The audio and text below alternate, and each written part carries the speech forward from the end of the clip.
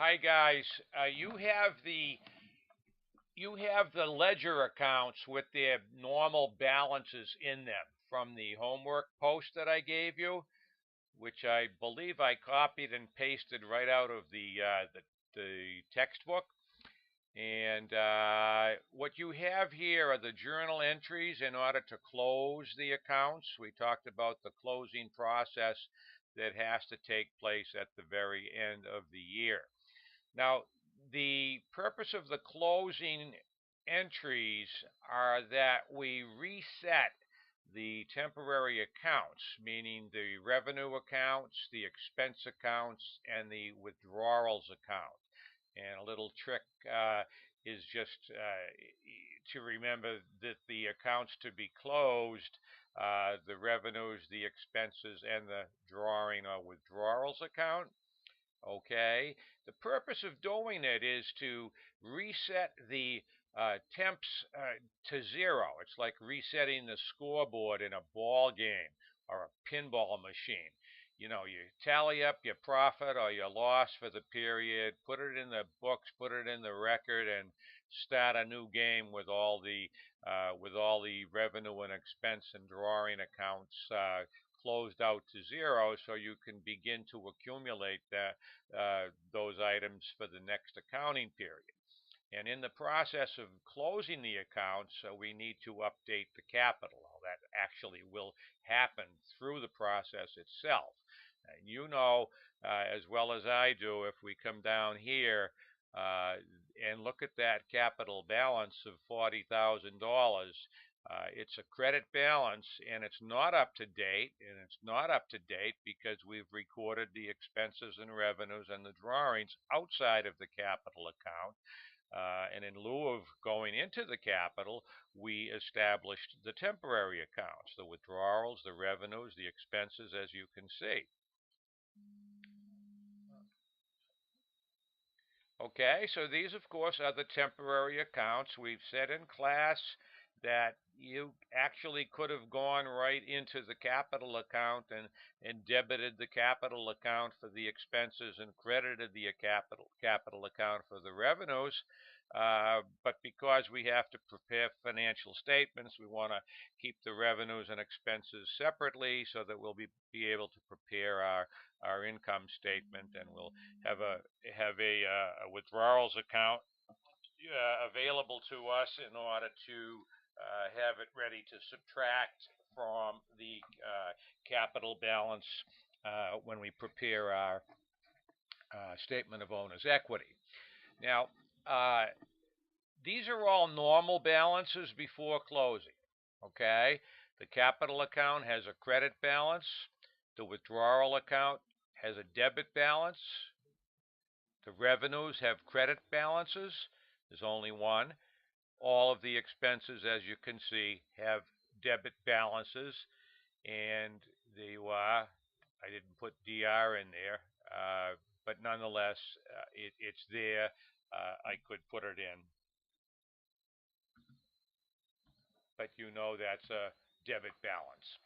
Okay, and the salaries as well, and so they're all debits as well as the insurance.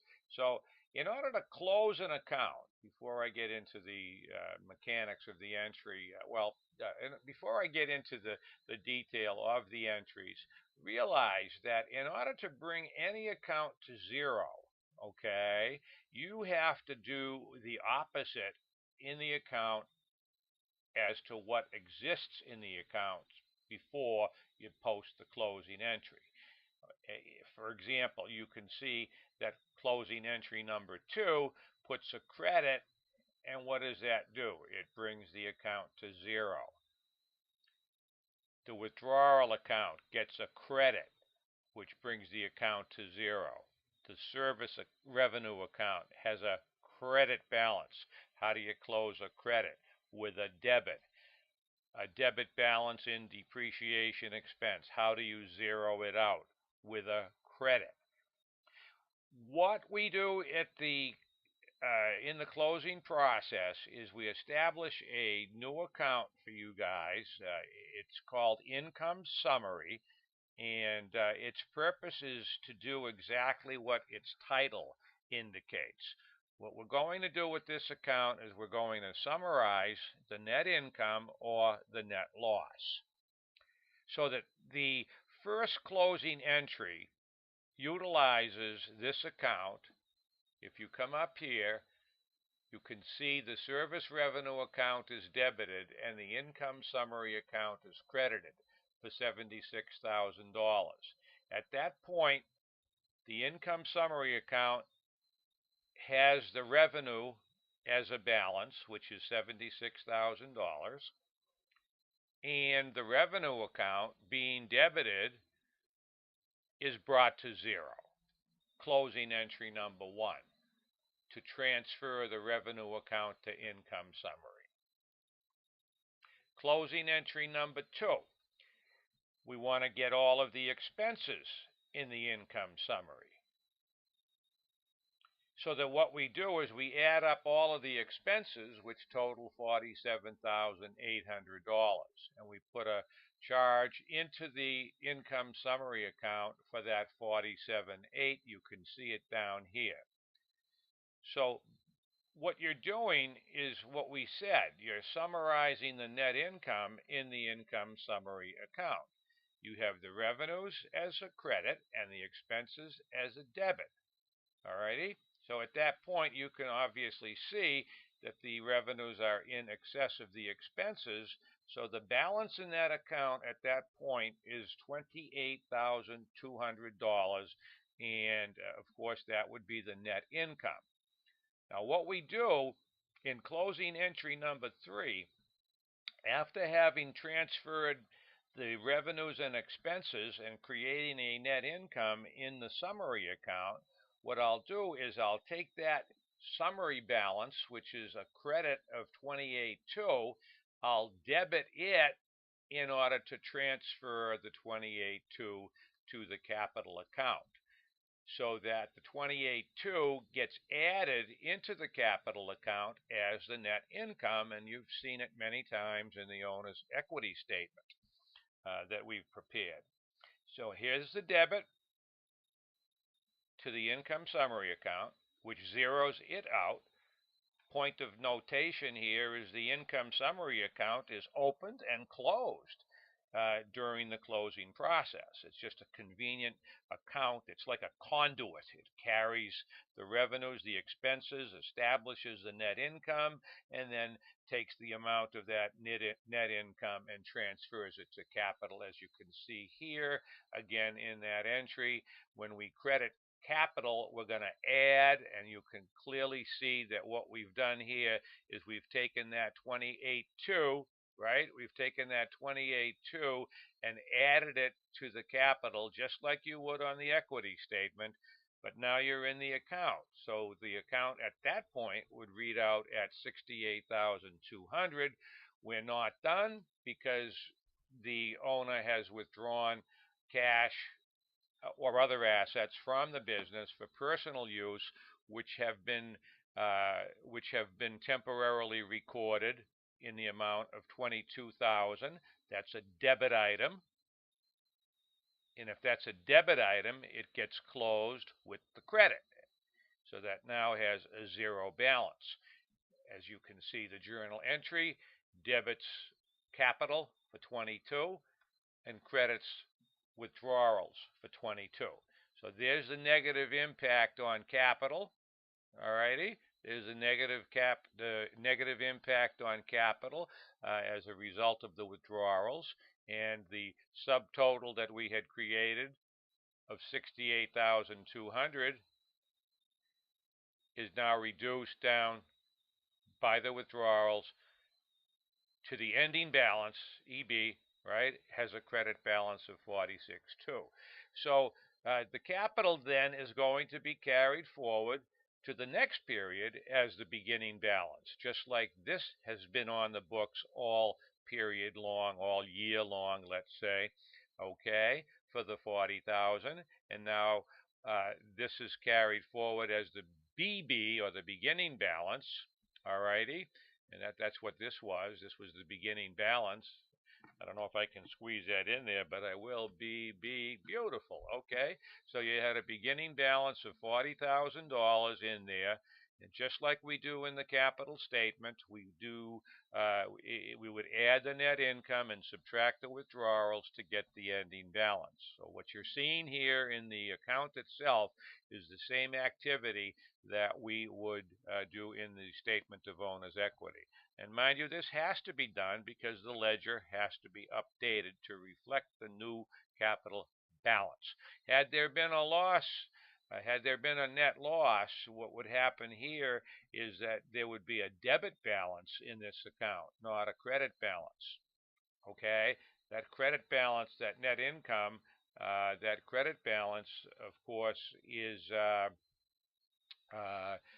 net income that gets transferred to capital. But had there been more expenses, okay, if there had been more expenses than revenues, then this would be a debit balance.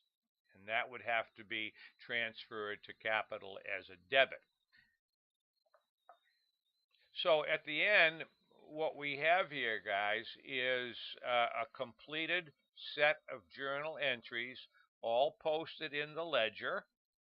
All posted in the ledger. Of note is that the temporary accounts all have zero balances, ready to carry forward at zero into the next period in order that we can start accumulating the revenues and expenses and withdrawals for the next period. The income summary account is dead. It's opened and closed just to get the income or loss summarized. The capital account is up to date.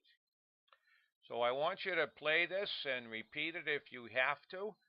I got it all on one page, fortunately.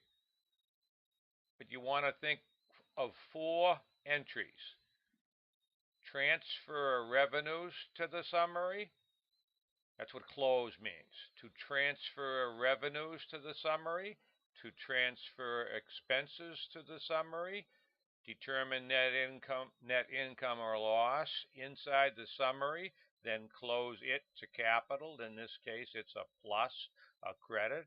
And number 4, transfer the withdrawals to cap. 1, 2, 3, 4.